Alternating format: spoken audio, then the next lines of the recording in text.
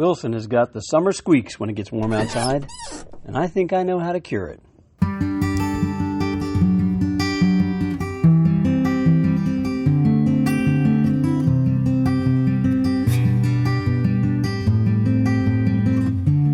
Hello once again, my Volkswagen friends. It's Joe and Wilson here to take you on another adventure of the Wilson the VW Bus podcast. Do you sometimes hear those strange sounds coming from your Volkswagen? Do you just ignore them? Or do you start to panic at the inevitable feeling that something is about to go horribly wrong? Well, I think that most VW owners have had enough experience with their beloved vehicles to never ignore those telltale sounds when they pop up.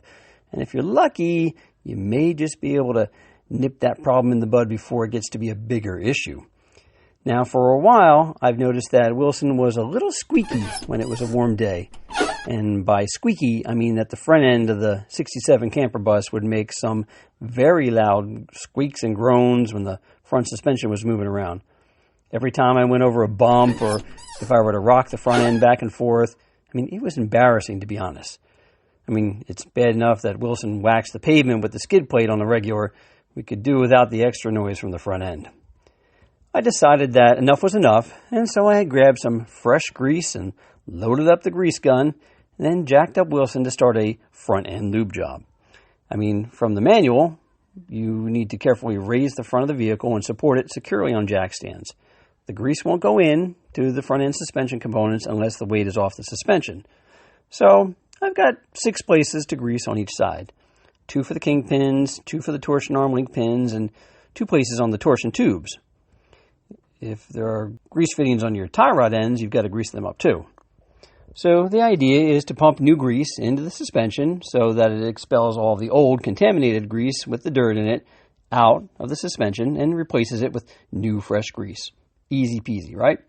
So I greased up everything on the hanging suspension, and then all I needed to do was to finish up the front beam tubes. I didn't see them at first. Where are the Zerk fittings for the front grease tubes on the front beam? I don't know where they are. So I grabbed my shop light and I slid further under the bus. I ran my hands from one side of the beam to the other. There were no Zerk fittings. Well, that's a problem. So first thing I do was send a text over to my pal Dave, the previous owner of Wilson, and to ask him if I was losing my mind here or if something else was afoot. But he confirmed that he did not build that narrowed beam himself, and he was pretty sure that it was probably not tapped for the grease fittings yet. So I'm like, okay. And then he gave me the dimensions of where his grease fittings were from his bus, which was about 4.5 inches from the mounting plate. So I set out to drill and tap some new grease fittings for Wilson's beam. I first marked the areas with a marking crayon, and then I carefully drilled into the beam with a brand new drill bit.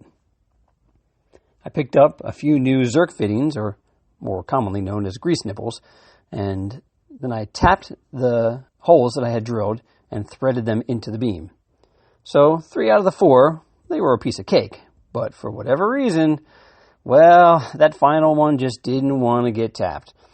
I actually had to machine my tap down a little bit just to make it work, but in the end, I was able to punch a bunch of new grease into that beam and finally get rid of all those summer squeaks.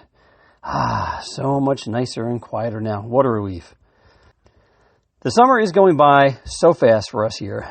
I spent most of my vacation days this summer helping out my pal John on some construction work.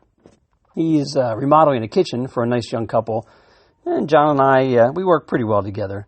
He's a good friend, and I like that construction work, so I'm happy to be able to help him out. I think I like it most because I'm not the boss in this situation, and I'm not stressed out with the decision-making that has to be done. So Wilson and I relax, and we spend a few evenings hitting the cruise nights at the Aviation Plaza with the Galloping Hill guys or the Raritan Bay Cruisers down in Woodbridge. The summer is just about over at this point.